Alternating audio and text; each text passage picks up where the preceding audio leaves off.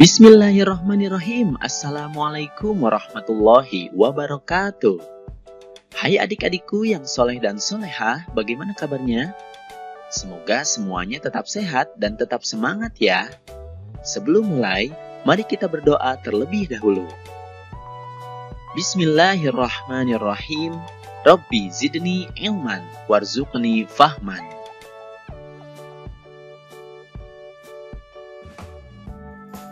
Adik-adik, dalam video kali ini kita akan mempelajari tentang berakhlak dengan 5 Asmaul Husna. Setelah mempelajari materi ini, diharapkan kalian mampu untuk membiasakan sikap suka menahan diri, mandiri, cinta kebersihan, menjaga lisan, dan hidup tertib. Sebelum dilanjutkan, untuk mendukung channel ini, jangan lupa like dan subscribe ya.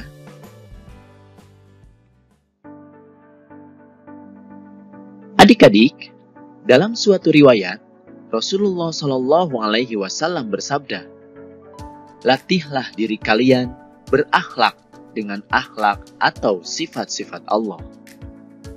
Beberapa contoh akhlak untuk meneladani sifat Allah dalam 5 Asmaul Husna, Al-Malik, Al-Aziz, Al-Quddus, As-Salam, dan Al-Mu'min adalah sebagai berikut.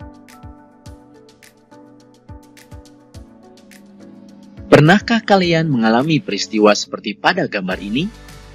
Bagaimana pengalaman kalian saat dicurangi oleh teman waktu bermain? Tentu kita akan marah. Marah itu manusiawi, kodrat manusia. Namun bila marah itu dilampiaskan dalam bentuk tindakan, maka keadaan akan penuh perselisihan, jauh dari kedamaian. Oleh karena itu, kita harus bisa menahan diri. Menahan diri dari perbuatan yang merugikan diri sendiri dan orang lain merupakan wujud dari kemampuan menguasai diri. Menahan diri dapat diterapkan dalam banyak hal. Contohnya menahan diri dari membeli sesuatu yang tidak penting, menahan diri dari bermain yang berlebihan, dan menahan diri dari berbuat curang.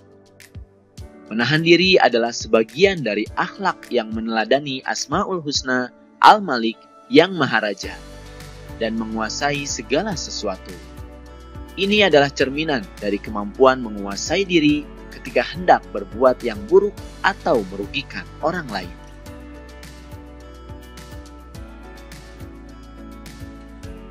Apakah kalian sering melakukan seperti gambar berikut ini tanpa bantuan orang lain?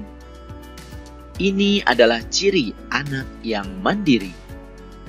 Mandiri artinya mengerjakan segala sesuatu sendiri tanpa mengandalkan orang lain. Kebiasaan hidup mandiri harus dimulai sejak dini. Makan sendiri, mandi sendiri, berpakaian sendiri, menyiapkan alat sekolah sendiri. Hidup mandiri akan melahirkan anak yang perkasa, tangguh, optimis, dan percaya diri dalam hidupnya. Ia tidak mudah menggantungkan pekerjaan kepada orang lain, baik orang tua, saudara, atau teman. Kemandirian akan mengantarkan seseorang pada derajat kemuliaan. Mulia di hadapan Allah dan manusia. Mulia di hadapan Allah sebab ia mengikuti anjuran syariatnya sebagaimana dicontohkan nabinya. Mulia di hadapan manusia karena orang lain tidak merasa terganggu dengan sikapnya. Perilaku mandiri salah satu contoh perbuatan yang meneladani Asmaul Husna, Al-Aziz. Dengan mandiri, hidup menjadi mulia dan perkasa atau tangguh.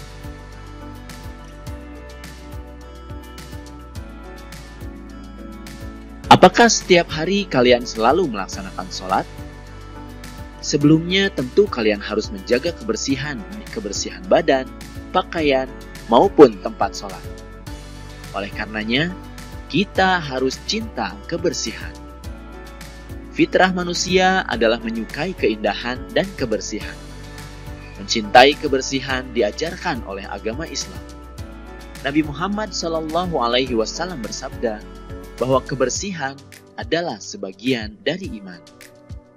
Islam sangat memperhatikan kebersihan, dibuktikan dengan kewajiban wudhu sebelum sholat, anjuran bersiwak atau sikat gigi, kewajiban mandi, dan bersuci setelah hadas. Oleh karena itu, kita harus memperhatikan kebersihan badan, pakaian, dan tempat karena memberikan manfaat bagi kesehatan, baik jasmani maupun rohani. Karena yang paling penting lagi adalah menjaga kebersihan hati dengan menjauhkan penyakit hati seperti sombong, dengki, ria, dan bangga diri. Kebiasaan hidup bersih merupakan akhlak terpuji yang meneladani Asmaul Husna Al-Quddus. Setiap saat, kita harus berusaha menjaga kebersihan diri, lingkungan, dan alam sekitar.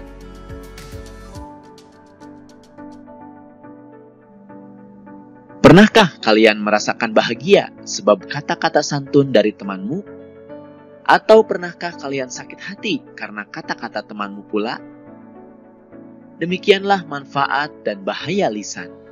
Kadang ia membuat orang senang hati dan di lain waktu membuat orang sakit hati. Maka kita harus bisa menjaga lisan agar selalu menyenangkan, bukan menyakitkan. Hati-hatilah berbicara, pikirkan untung ruginya sebelum terucap menjadi kata-kata. Lalu, untuk apa sebaiknya lisan digunakan? Gunakanlah lisan untuk berzikir, membaca Al-Quran, menasehati dalam kebaikan, mengajarkan ilmu dan amal soleh lainnya sesuai tuntunan. Jauhkan dari dosa-dosa lisan seperti adu domba, fitnah, ghibah, mencela, membuka aib seseorang. Dengan demikian, berarti kita telah membuat orang lain tentram dan damai. Inilah salah satu perilaku yang meneladani Asmaul Husna As-Salam. Kita harus selalu menjaga lisan dari perkataan yang menyakiti hati orang lain agar kita dapat menjaga kedamaian dan kesejahteraan.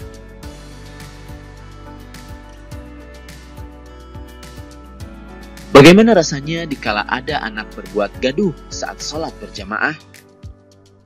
Apa yang kalian rasakan jika anak-anak berbicara waktu upacara bendera? Apa yang akan terjadi bila anak-anak menyeberang jalan dengan sembarangan tanpa melihat rambu? Bagaimana keadaan suatu pertandingan bila penonton membuat kekacauan dengan melemparkan botol ke lapangan?